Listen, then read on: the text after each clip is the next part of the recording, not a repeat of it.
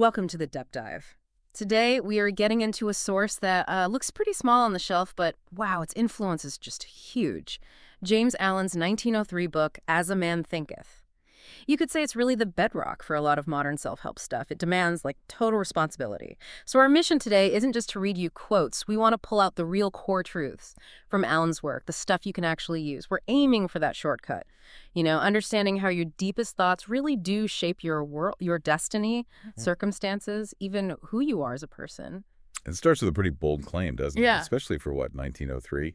He basically says, forget external excuses. Right from the start, Allen lays it out. Man is the master of thought, the molder of character, and the maker and shaper of condition, environment, and destiny. No messing around. It's this really uncompromising idea of internal power. He sums it all up with this line that kind of echoes through the whole book. Mind is the master power that molds and makes, and man is mind. He thinks in secret, and it comes to pass. Environment is but his looking glass. So your reality, just a reflection, not something separate acting on you. Okay, right. A looking glass. Let's try and unpack that. How do we build that internal reality? He uses this great analogy, the mind as a garden. And it's not just a nice image, is it? It's really like an instruction manual. The key thing he says is the mind is never empty. It's always growing something. You either actively cultivate it, plant useful seeds, purpose, good thoughts, or you let it go wild. But either way, it will produce. If you neglect it, well, then useless weed seeds, fear, negativity, apathy, they just fall in and boom, they take over. You have to keep weeding, keep planting. Exactly. And that's the direct link right there to the law of cause and effect. Allen argues this law is just as absolute in our minds and morals as it is in nature. Think about it. You get corn from corn seed, nettles from nettle seed. It's the same mentally. Good thoughts, good actions. They simply cannot lead to bad results. And the reverse is also true. Bad thoughts can't magically create good outcomes. So the tough part, maybe, is accepting that every bit of joy, every bit of suffering you experience, it's the fruit of your own mental planting. Your actions are just the blossoms of your thoughts. You're the one harvesting it all. And Allen insists both the good stuff and the bad stuff, the bliss and the suffering, they're both just teaching you the rules of your own being. Suffering just means you're kind of out of sync with that internal law. Out of sync. Okay, so if we're constantly reaping what we sow in this mental garden, that leads directly to character, right? Who we become. Allen makes this incredibly direct statement. A man is literally what he thinks, his character being the complete sum of all his thoughts. Just wow.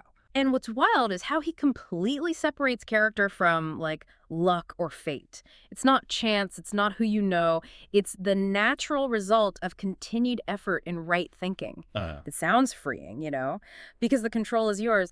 But man, that's also a heavy weight, this idea of total self-mastery. It is the ultimate freedom, but precisely because it demands absolute responsibility. Yeah. If character is just the sum of your thought habits, then you really are made or unmade by yourself. Allen paints this picture of thought as like an internal workshop, a forge. And in there, we're either making weapons that destroy us or we're building tools for creating these heavenly mansions of joy and strength and peace. It's all crafted in thought. Okay, this idea of absolute self-reliance is powerful, but I gotta ask the question I think a lot of people grapple with. Isn't this view a bit harsh?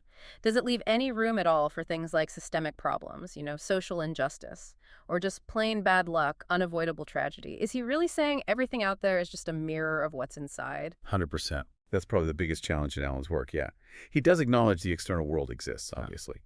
But his entire focus, his laser focus, is on your internal reaction to it. He'd argue the external event, maybe it's temporary, but the character you build by how you respond, that's permanent. It's all about where your control lies. So if tragedy hits and you choose thoughts of bitterness, victimhood, well, Allen says you're basically forging weapons against yourself. Choose resilience, purpose. You build strength. The focus is internal. Okay. And this self-reliance thing, it extends to how we help others, too. Right. He's really clear. You can't fundamentally make someone stronger. You can't just fix them. The person has to want to be helped to do the work themselves.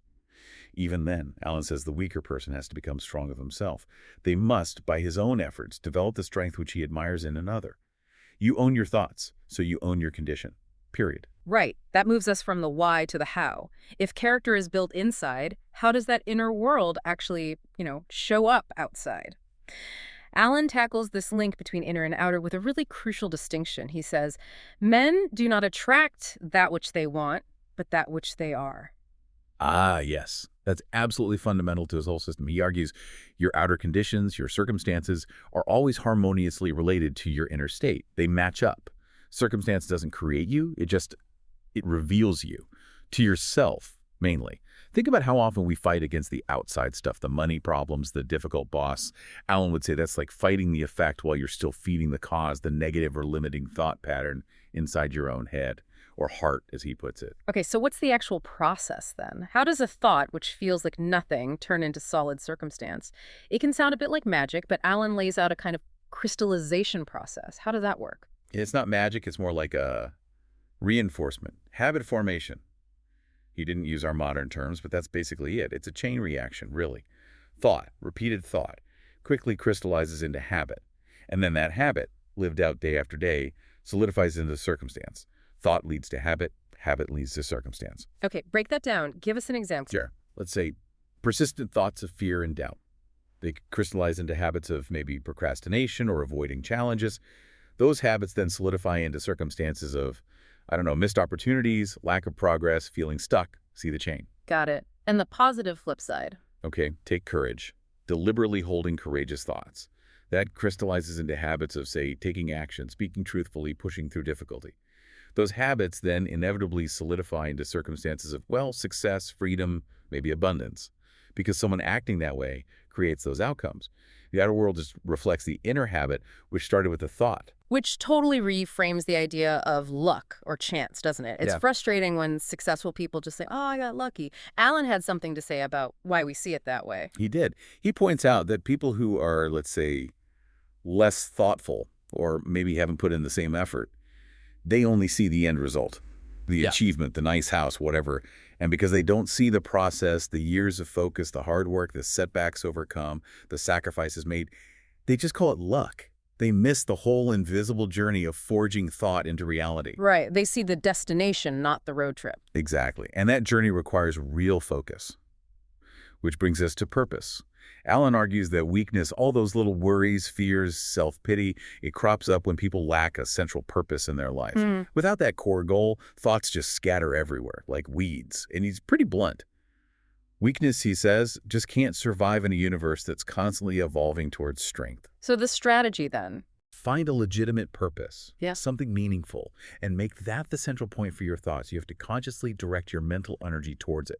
Thought that's tied firmly to purpose. That becomes a creative power. You can't let your mind just drift off into, as he calls them, ephemeral fancies, fleeting distractions. Focus is key. And achieving that purpose demands sacrifice, he says. Sacrificing confused animal thoughts. What do you think he means by that? It sounds a bit old-fashioned. Yeah, it does a bit. But I think he means those sort of base-level, immediate reactive thoughts. The mental chatter, needing instant gratification, maybe getting easily angered or upset, needing approval all the time. So like the undisciplined mind. Exactly. Sacrificing that chaos. Fixing your mind instead on planning, on building self-reliance. It means giving up the maybe comfortable mess of an uncontrolled mind. And that discipline leads to real power. He has that great line, the triad. Self-control is strength, right thought is mastery, calmness is power. Yes. And that calmness, that serenity, it isn't just a gift. It comes from long, patient effort and self-understanding. You get calm, truly calm, when you deeply understand yourself as a being shaped by thought. It comes from seeing how cause and effect work internally. When you know that, truly know it, you stop fussing and fuming about external stuff because you realize the cause is within you. That understanding brings poise, steadiness, serenity. Okay, let's wrap up this deep dive by looking at the really inspiring part, the power of vision and ideals. Alan urges us to cherish them. Cherish the music that stirs in your heart, the beauty that forms in your mind. These aren't just statements. No, they're the blueprints. Right. He gets quite poetic here. He says, dreams are the seedlings of realities, and that the greatest achievement was at first and for a time a dream. And this is the kicker. The vision that you glorify in your mind, the ideal that you enthrone in your heart, this you will build your life by, this you will become. It's almost an instruction. It really is. It's the ultimate promise, but it's tied directly to the effort you put into holding that vision. He repeats it. You'll become as small as whatever desire you let control you, maybe some hidden comfort or fear. Or you'll become as great as your dominant aspiration, the big vision you hold.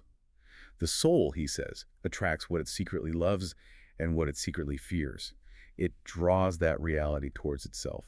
So to boil it all down, the main takeaway seems to be you can't be changing on the inside and stay stuck on the outside. The two are linked. Your body, your health, even disease, it's all connected back to your dominant thoughts. Absolutely. The whole process of creating yourself, Alan says, it takes constant awareness, vigilance, effort, and suffering. It's not punishment. It's just a sign, an indicator that you're out of harmony with himself, with the law of his being. And the best use of that signal, use it to purify your thinking, burn away what's useless or negative. It's diagnostic. Okay, so here's a final thought to leave everyone with, building on Alan. If achievement is really just completed thoughts, realized visions, and if the strength of your effort determines the result, then What what? an examine secret love like? What little comfort zone? What unchecked habit? What quiet narrative of self-pity or what hidden fear are you currently giving the most power to in your deepest thoughts? Because according to Alan, that thing you're secretly focusing on, loving or fearing, Yeah. that's exactly what your life is inevitably building itself around right now. That's the question his work leaves you with.